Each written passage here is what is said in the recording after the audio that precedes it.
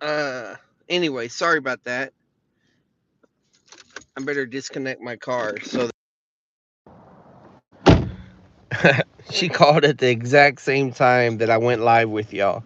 Um, so I had to message her and tell her. So I guess what I want to tell y'all is look at the title of the video, and it says Free Grace and the Mark of the Beast.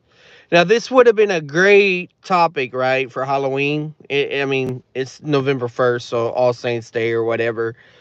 But basically, what's happened is within the Free Grace Discord communities, there's been issues that hyper dispensationalists have brought up, that want to try to teach that there's, hey, Pete, more than one way of salvation. And therefore, they always want to try to point to the tribulation to say that it's you're being saved by not keeping the mark of the beast or by persevering or something like that.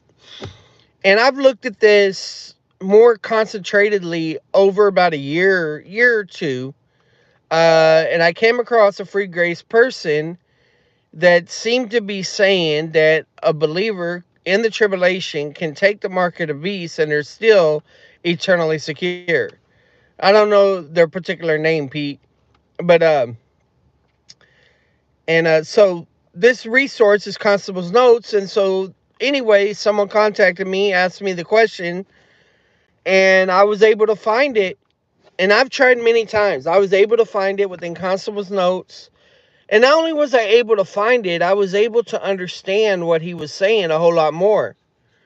And what was interesting is some of the statements that he was saying, uh, some of the statements that he was saying was very similar to arguments that I made in a mock debate over the issue, because I've been exploring the possibility, just like I've been I don't believe Judas is saved, but I have no problem exploring the possibility and the implications of all that. I'd rather free grace uh, explore these areas than get caught off guard by your conditionless or whatever. And so that got me working in these particular areas. And it now, to keep in mind, I was aware a little bit of annihilationist arguments. Uh, so is it possible that because of that helped me see the passage a little bit better or a little bit more possible? Maybe. But this is what I think's going on. I've noticed this, that with primitive Baptists, they don't have the Calvinistic baggage. So they don't have to say, oh, well, this passage is not referring to believers. They're like, okay, it's a believer. And guess what? They're able to apostatize and they're still eternally secure. Now, primitive Baptists have their own issues, but in that area, because they don't have certain presuppositions, they're allowed to go explore these options within the text. And then I started thinking about it. Annihilationists are free to do this as well in certain areas. I think they're inconsistent, but I think that if free grace don't start exploring these options, then we're going to see more people going from free grace to annihilationism and then possibly universalism. We've seen some examples of that. Not everybody goes there, and I'm still exploring that. I know that we have some people that watch this channel that vehemently argue that even though they're an annihilationist, it doesn't lead to universalism. Um, and not necessarily. So, I mean, that's stuff I'm working at. I'm trying to be careful of. But let me just say this right now. It's very possible. Remember, I'm pre-trib. So I'm not telling y'all this for me. I'm telling this for the future audience that may see this in the tribulation, or y'all or just teaching what I believe the Bible's teaching. It's very possible that believers in the tribulation, and I know y'all gonna clip this, but I'm not scared. Y'all can formally debate me on it. It's very possible that believers uh, in the tribulation can take the mark of the beast and they're still eternally secure. The main issue is that people assume that the wrath in the tribulation is like eternal in hell, and it's not. It's temporal. In fact, the whole tribulation is temporal. Whether you want to consider it 7 years or 3.5 years or whatever, you're still dealing with a time element. All right. Then it says the smoke of their torment will go up. All that's saying is that there's going to be an aftermath. Like, for example, when's the last time you went to Chernobyl, right? Where you had the nuclear reactor meltdown. What about 3 Mile Island? What about if things go really south in the Middle East right now and there's a nuclear fallout? That aftermath is going to be there.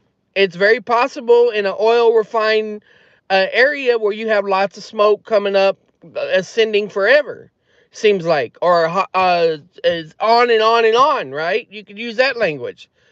But the other thing is that uh, if people are being tormented by the bowl judgments or vile judgments, however you want to take it, then there is going to be physical death. There's going to be charred bodies. There's going to be all of these things going on. But it says the smoke of their torment goes up forever. And what's interesting, this goes back to Isaiah, where it's talking about the destruction on Edom, which is ironic because, as you know, I've been interacting with Black Hebrew Israelites, and they make the lake of fire about Edom. And now I'm starting to see why they make that connection. Of course, they think, some of them, at least the ones I've encountered, they think the lake of fire is about the destruction of America, which is Babylon in their view.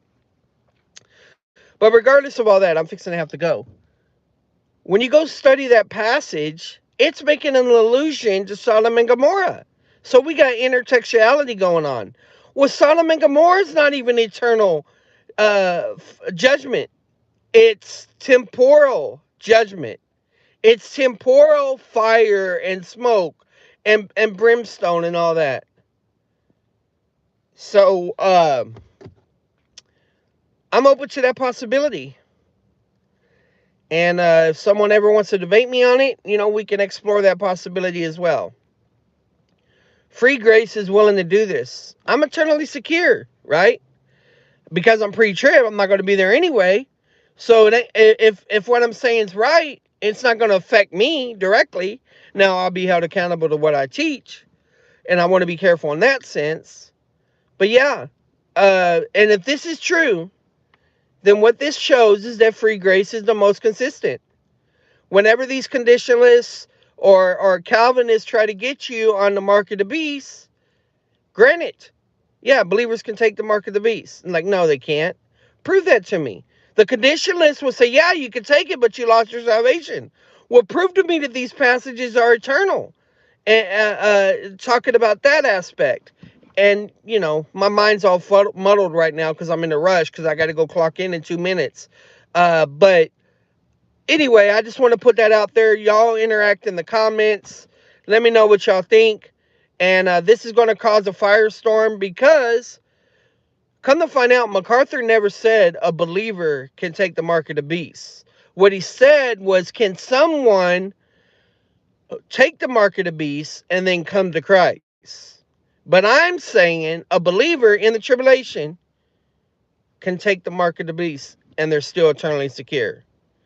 I'm open to that possibility. So make that one go viral. God bless, guys.